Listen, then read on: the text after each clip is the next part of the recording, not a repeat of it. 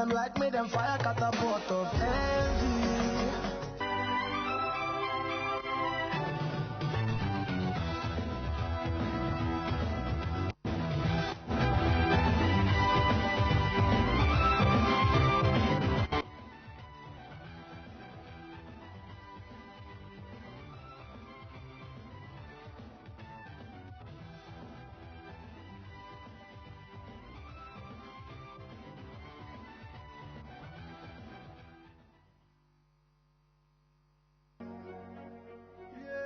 Them like me, them fire catapult up.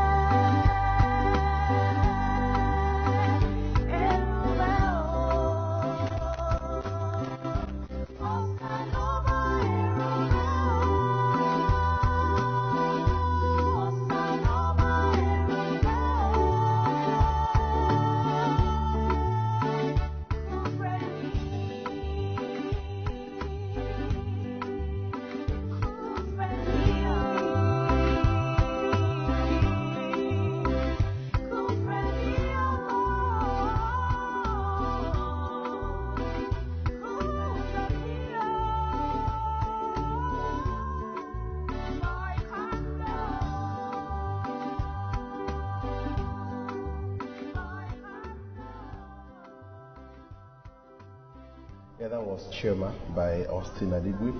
Incidentally, Austin Adigwe is my guest on the past segment of the program. It's a gospel artist. Let me welcome Austin. You're welcome to the program this morning. Thank you very much, Hakeem. Good morning, good morning, listeners. All right, let me just quickly tell you that Austin Adigwe is from Delta State. He's born into a devoted Catholic home.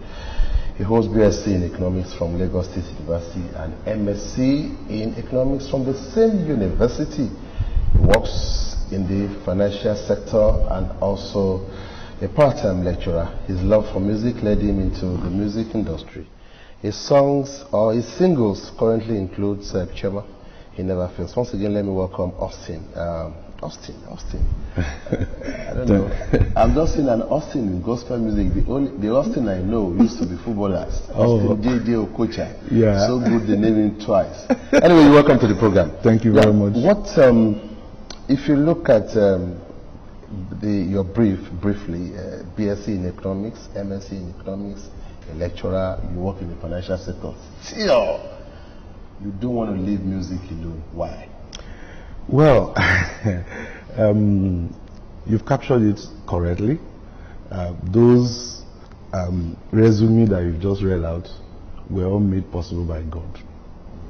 So I felt going back to my passion to do music, to bring people closer to God, to impact positively, was just a good way of saying, God, thank you.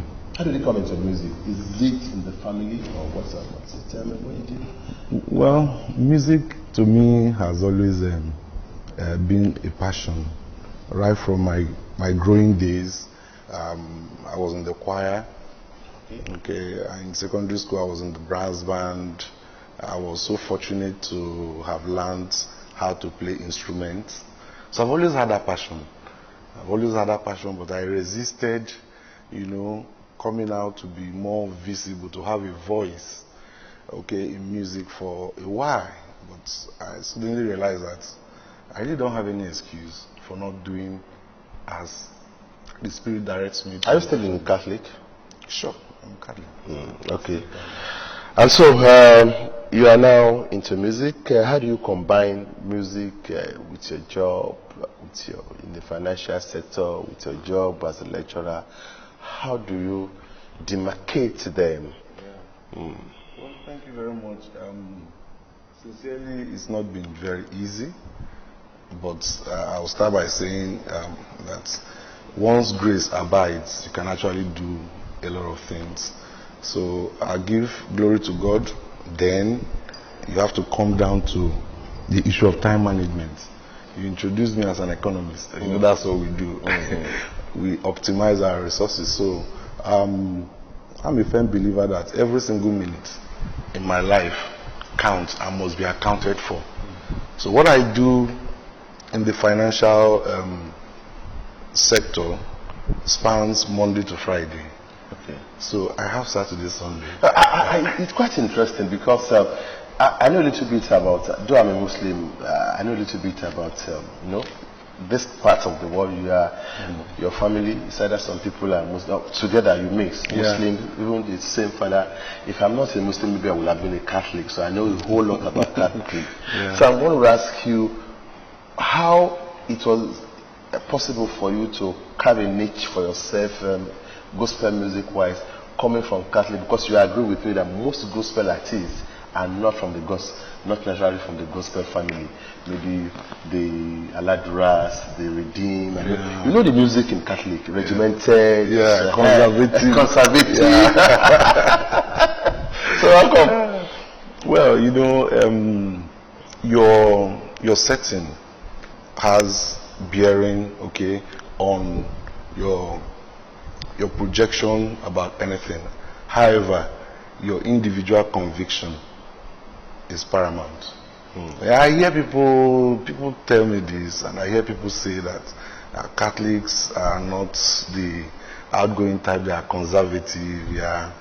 But in Catholics too, you have people with talent.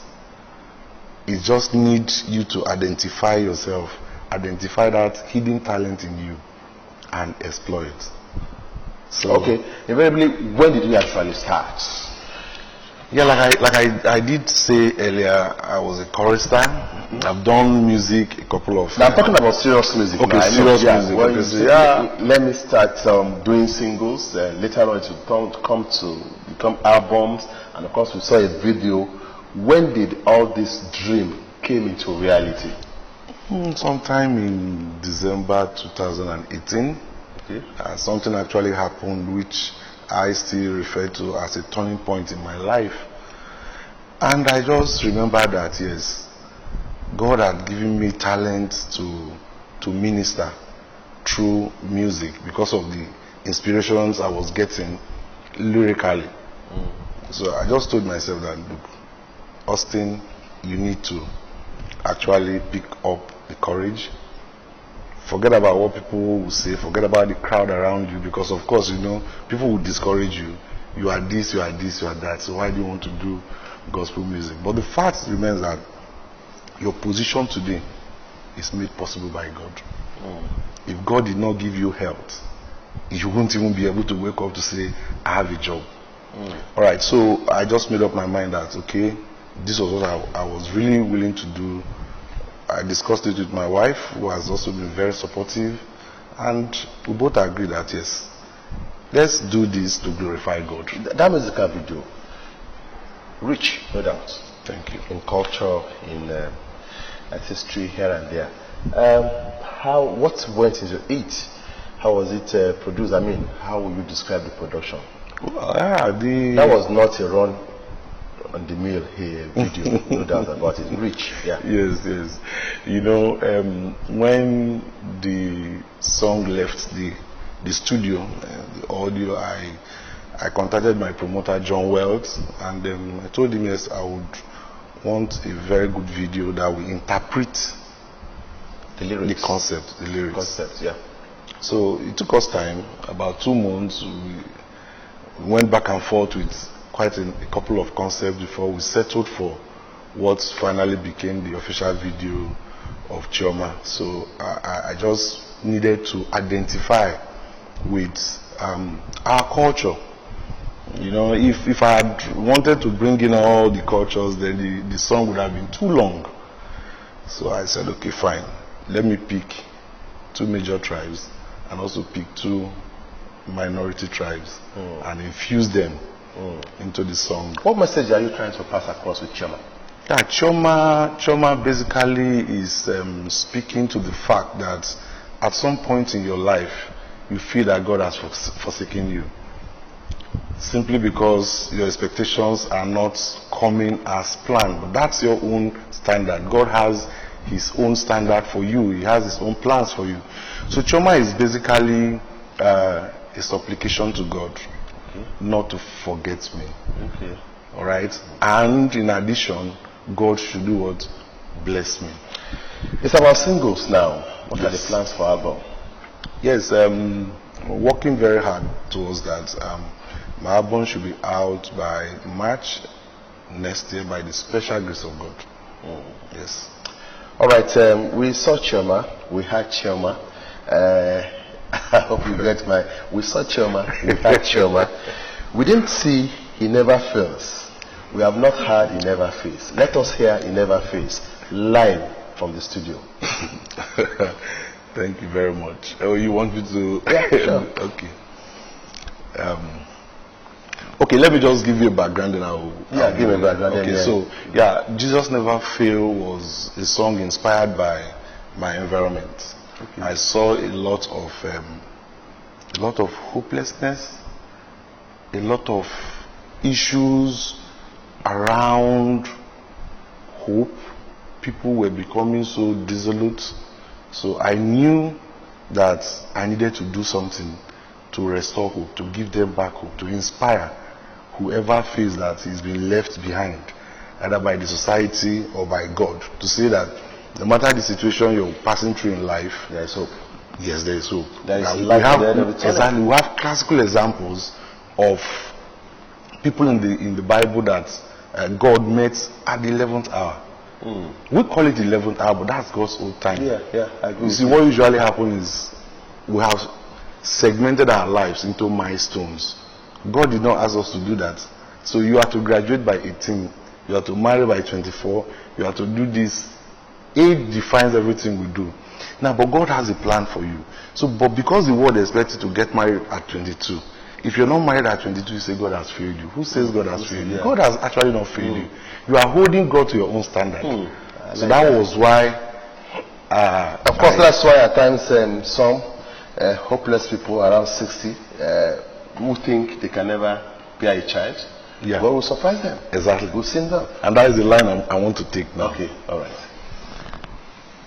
Like he did in days of old, he gave the fruit of womb to Hannah, even when men thought that was impossible. Oh, Job was afflicted, mocked and rejected.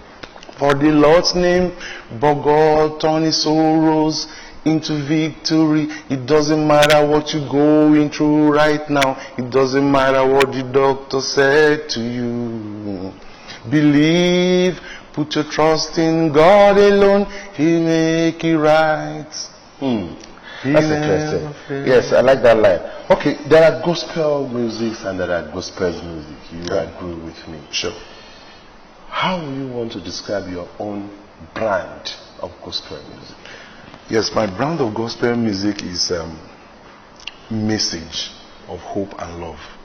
That's it. I do more of message. Okay, I try to run away from too much of entertainment. Okay. Because that will always fade away. But when you give people message, you give them hope, they will listen and come back to the same song over and over again. Anytime they listen to the song, it solves a particular problem. So what's your impression about gospel music that is full of, I don't know, swags? Let me call it swags. That is full of danceable beats, so to say. And of course, even though you still get the message, even though some people will say, well, the entertainment, the dance has overshadowed the message, so to say. It depends on what you want to believe. But what's your impression? Well, you know, no two circumstances might be the same. So it depends on your frame of mind at any given point in time. Entertainment, danceable music, fantastic. There are instances where that will come handy. For example, if you're celebrating your child's dedication, you don't want to go worship. You want to go praise. Okay, so if you are dedicating your house to the Lord, you don't want to go worship, you want to go praise. Okay, so people still need to do those danceable swag gospel music. However, if you are going through difficulties and you require inspiration, you might not be in the right frame of mind for those dance. You might require message. Okay, so message takes you out of your precarious condition and puts you in the pedestal to actually do the praise. Now, I want to use yourself as an example. You are a gospel artist. Despite that, you are proud to have your BSc, your masters, you're working. Now, looking at it, doesn't matter the brand of music you are into. What would be your advice to young ones out there that, well, you will have the talent, but of course, education will also help you. Many of them could be lucky. They saw the talent, they left education there. They could be big stars here and there.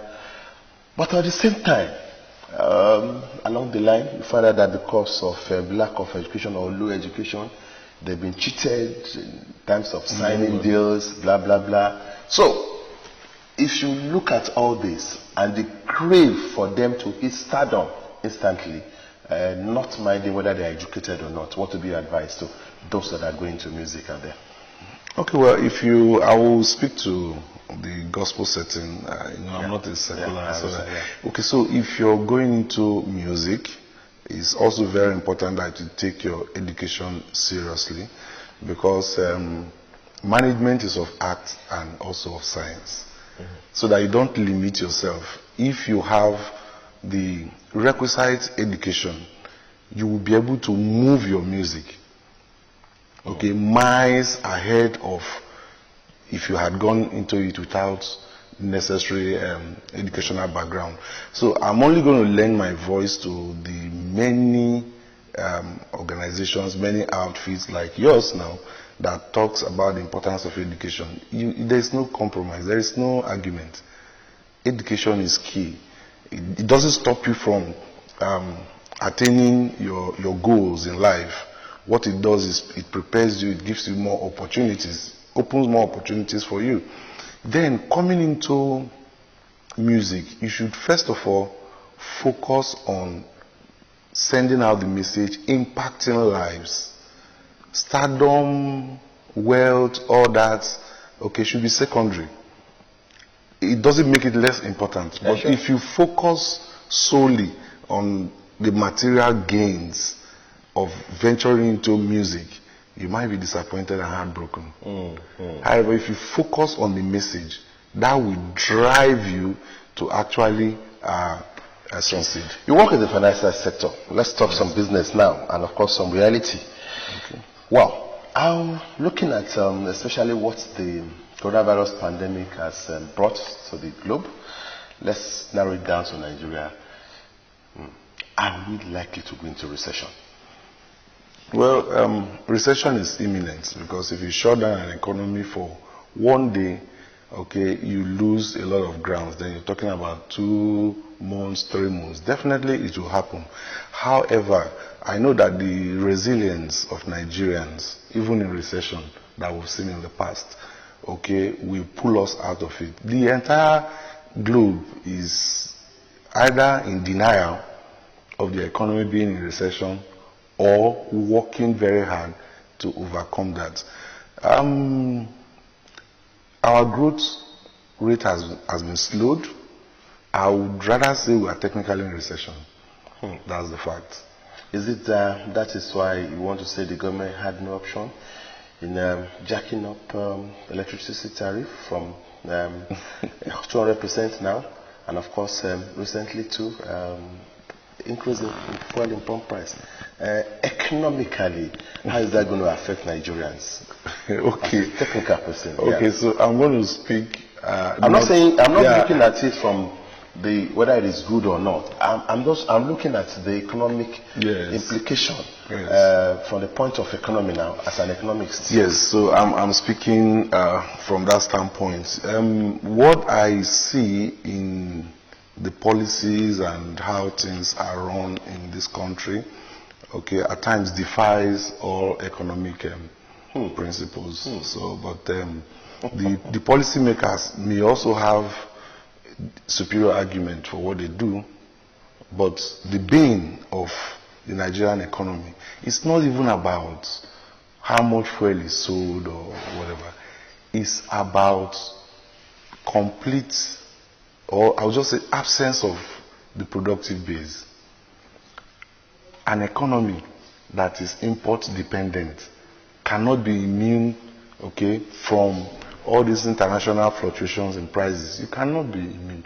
So now, if, for example, we have functional refineries spread across this country, nothing stops even state governments from owning refineries. So if we have refineries all around us, we have these resources, and we are exporting finished petroleum products. The issue with fluctuation in crude prices will not be our problem. We would have even created more jobs. So while others are saying there is recession, we only appreciate their pains while we are managing our own economy properly. Well, you see, because we import all these things, we may not necessarily have control over the price at which the petroleum products are brought into the country. So you're just going to be experiencing what we call imported inflation.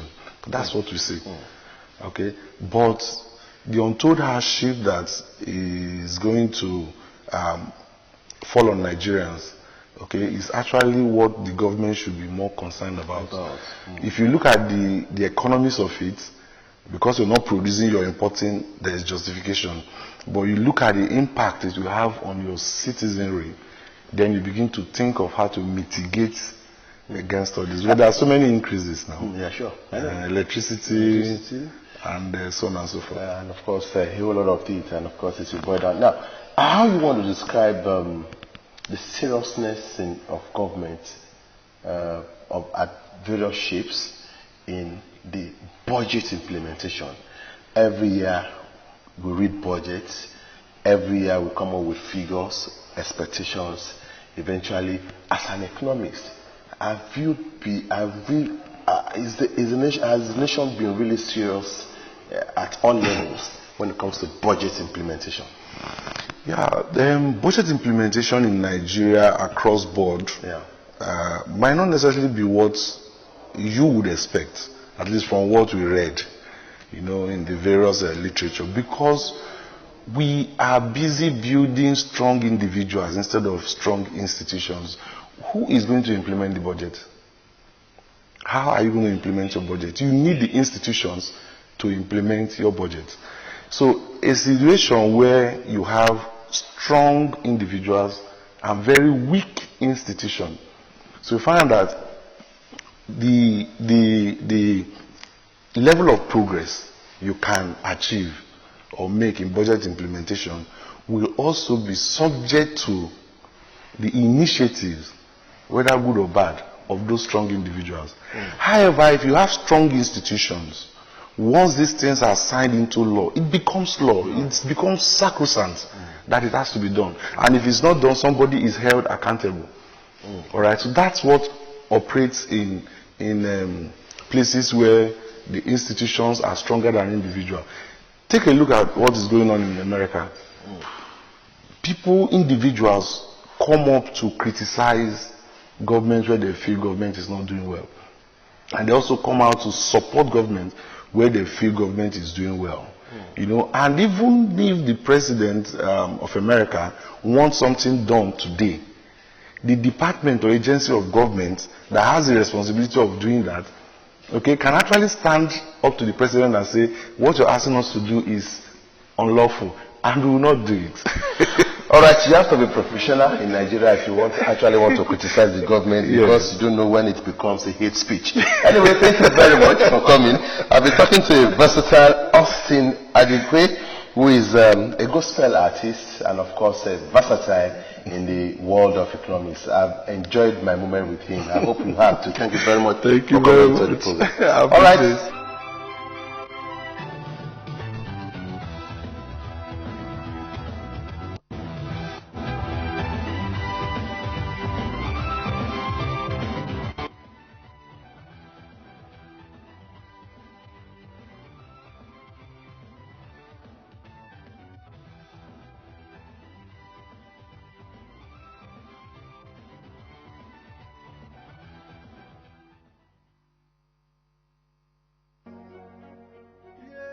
Them like me, them fire cut up.